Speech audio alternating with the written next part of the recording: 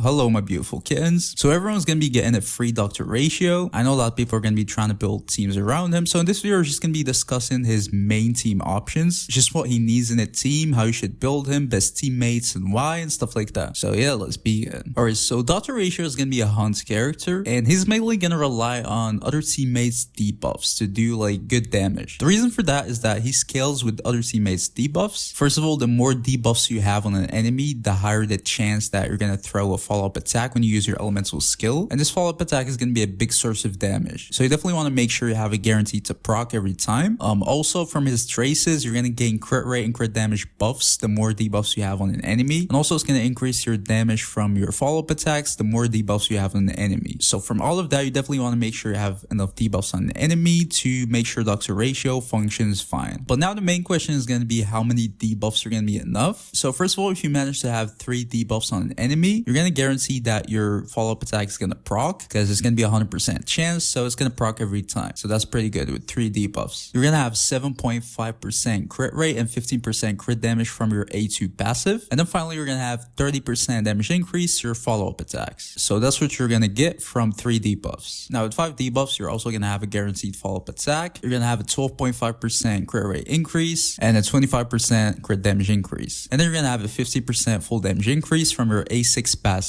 which is also pretty good. And then finally, with 6 debuffs, that's going to be like the maximum that you can take advantage of. You're going to have the full 15% crit rate, 30% crit damage, also guaranteed follow-up attacks, then also 50% damage increase to your follow-up attacks. By the way, I just want to mention the crit rate and crit damage increase are going to be like only on the first turn, because like they're going to stack. So after a first turn, you're going to gain more stacks. So you're always going to be able to reach, the full like 15% crit rate, 30% crit damage. It's just a matter of how fast you can do that. So if you only have like 3 debuffs, you're going to take 2 turns to do that, because the first turn you're going to gain half, and then the second turn you're going to gain the full effect. With 6 stacks, you're going to gain all the buffs in the first turn. So you're always going to get the full buffs. It's just a matter of like how fast. So it doesn't really matter as much, which in my opinion makes the 6 debuffs like completely unnecessary, because it's just not going to matter as much. You're still going to gain the full buffs anyways. So the only advantage you're going to be looking at really is going to be between like 3 and 5. It's just going to be the damage increase to your follow-up attacks, which is like a 20% damage increase. So to be honest, it really just depends on which characters you're using and stuff like that. I'll say you definitely want to make sure you have the full 3 debuffs. That's like the minimum, and you definitely want to have it, because under it, you're just going to be lacking. You're not going to gain any damage bonus at all.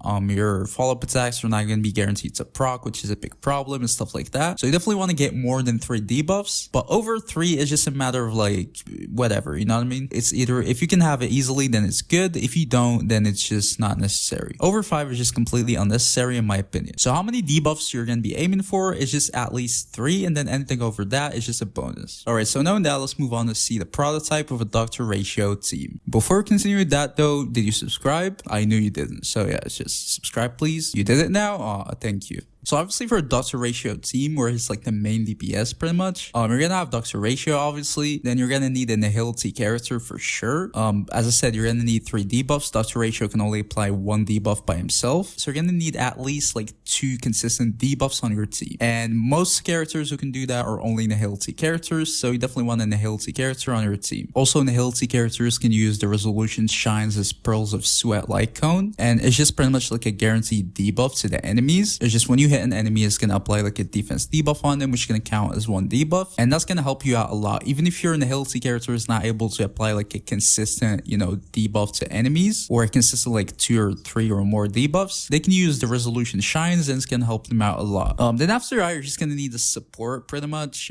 Generally, you'd want to use like a harmony character, just anything that buffs up your damage really, and in some cases you might not. We're going to talk about it in a little bit. And then finally, just to sustain, either a shielder or healer, whatever. Alright, so now let's start off with the agility characters. I mean, most of them are going to work, to be honest, pretty much, but if I had to choose a couple of them that are like the best, I would say Silver Wolf is probably the best one to use, generally speaking. She applies a lot of debuffs on her own, and most of them are just like guaranteed debuffs. It's pretty easy to use. Also in like a Monet Imaginary team or whatever, she's going to be very, very good, because like she can just apply all of her debuffs and help out Dr. Ratio. Plus her actual debuffs are just like good debuffs, the whole defense shred, attack attack reduce, speed reduce, the whole weakness thing, you know, a lot of things. Just Silver Wolf. So yeah, I would say she's probably going to be one of his best teammates.